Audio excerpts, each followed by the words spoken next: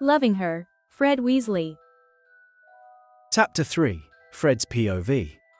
I woke up with sunlight streaming onto my face. I had forgotten to close the curtains last night. Groaning, I shifted to block the light, but I froze when I felt something heavy resting on my arm. Turning my head slowly, I saw Anna lying beside me. Her head rested on my arm, her lips far too close to my neck, and her other hand was spread across my chest. My heart thudded loudly as I took in the situation. Memories of last night rushed back, and with them, all the feelings I'd been hiding for years. I had a crush on her since the day I saw her at the Yule Ball in 4th year. She hadn't gone with a date, but she had looked stunning, sitting with her golden Persian cat Godric. Her hazel eyes matched the cat and her red dress. Merlin, that dress. It hugged her figure perfectly before flowing down her legs. She wore simple red long earrings, her hair loose and beautiful as always, a touch of red lipstick, and a delicate rose necklace. Even though she was slightly chubby, she had gorgeous curves. I thought it was just a crush back then. But when she came to the borough one summer, wearing my light blue t-shirt that Ginny had given her, everything changed. She came down for breakfast, her hair in a messy bun, the shirt slipping off one shoulder, paired with loose black pants. She looked adorable, innocent and absolutely breathtaking. I couldn't take my eyes off her, even though she seemed annoyed at her twin brother for something. She looked so beautiful, I kept staring at her. Only George knew how I felt.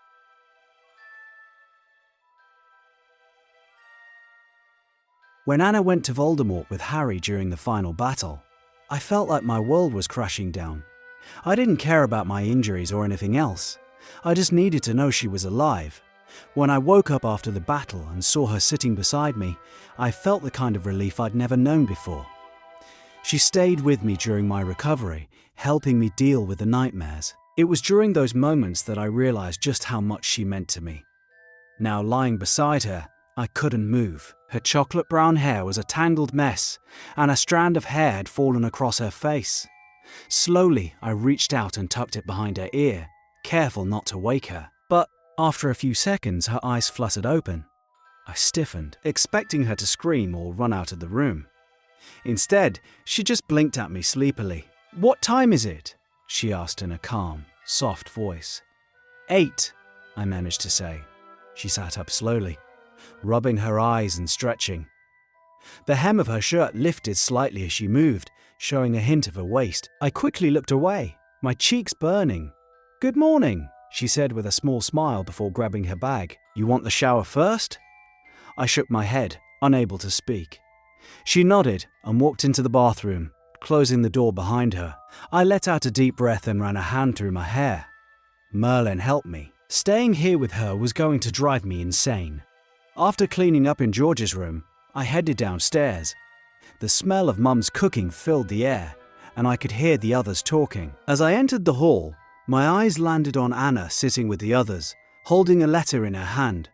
She was dressed in black baggy jeans and a loose pink crop top, the kind that rode up slightly whenever she moved, showing glimpses of her waist and the faint curve of her tummy when she stretched or bent down. I felt my chest tighten and quickly shook off the thoughts creeping into my mind.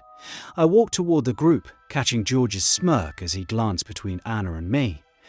Great. He'd noticed me staring again. Ignoring him, I sat down beside Anna, trying to appear casual. "Who's the letter from?" I asked. "Oliver Wood," Ginny replied, before Anna could, her tone laced with teasing. My stomach churned uncomfortably. Oliver Wood. I already didn't like where this was going.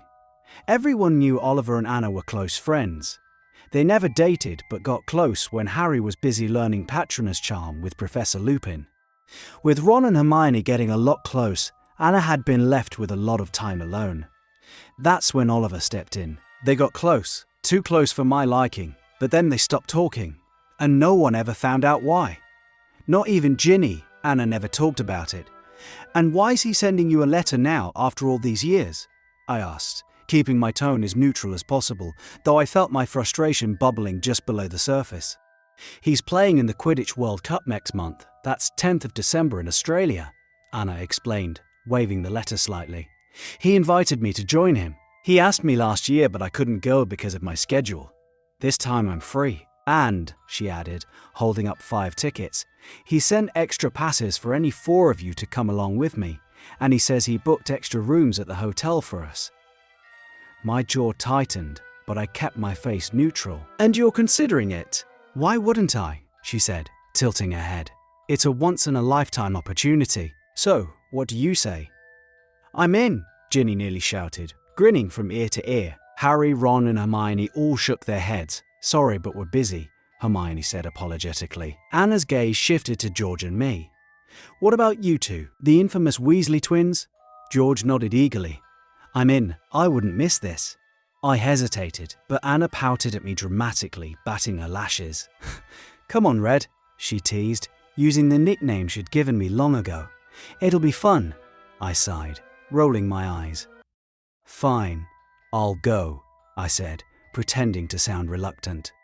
But the truth was, I wasn't about to let her go off with Oliver without me. Angie, are you coming too? Anna asked Angelina, who was sitting next to George. Absolutely. Sounds like a great time, Angelina replied with a smile. With that settled, Ginny piped up. How about we all hang out tonight? You know, we didn't gather up for a long time. To my surprise, everyone agreed instantly. Even Anna, who rarely took breaks from her busy schedule, nodded. I could use a break, she said. She quickly scribbled a note for her staff, informing them that the restaurant will be closed for the day. We sat around the table for breakfast, talking excitedly about the trip to Australia. Mum and Dad walked in just as we were finishing, and they were thrilled about the idea of all of us getting a vacation. You lot deserve a break, Mum said with a smile. Your father and I could use some time away from the usual madness too. As everyone chatted, my eyes drifted back to Anna. She was laughing at something Ginny had said, her smile lighting up my heart.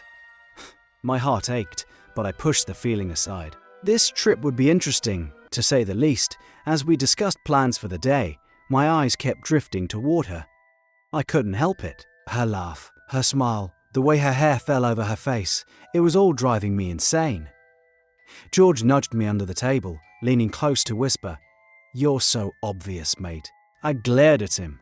Shut up, George. He smirked, leaning back. Oh, this is going to be fun.